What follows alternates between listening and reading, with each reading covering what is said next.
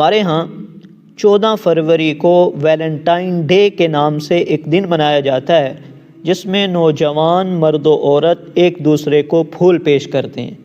یہ سراسر بے حیائی اور اسلام کے قوانین اور ضابطوں کے خلاف ہے۔ ہمارا اسلام حیا کا تقاضا کرتا ہے، عورتوں کو پردے اور مردوں کو اپنی نظروں کو جھکانے کا حکم دیتا ہے۔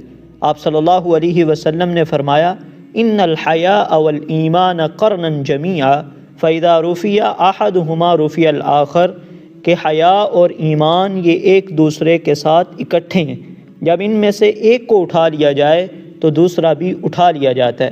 مطلب کہ جب آدمی میں حیا باقی نہ رہے تو اس کا ایمان کامل بھی باقی نہیں رہتا۔ حضرت عبداللہ بن مسعود رضی اللہ تعالیٰ عنہ فرماتے ہیں، قال النبی صلی اللہ علیہ وسلم ان مما ادرک الناس من کلام النبوۃ الاولی اذا لم تستحی فاصنع ما شئت۔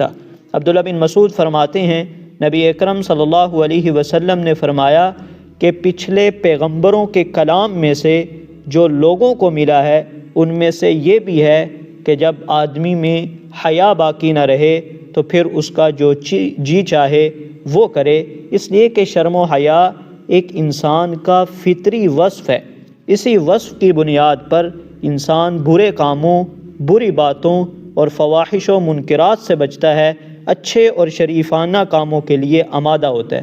ہمیں اس دن میں اپنے آپ کو تمام ایسی چیزوں سے محفوظ رکھنا ہے کہ جو اسلام کے تقاضوں اور حیا کے منافی ہو۔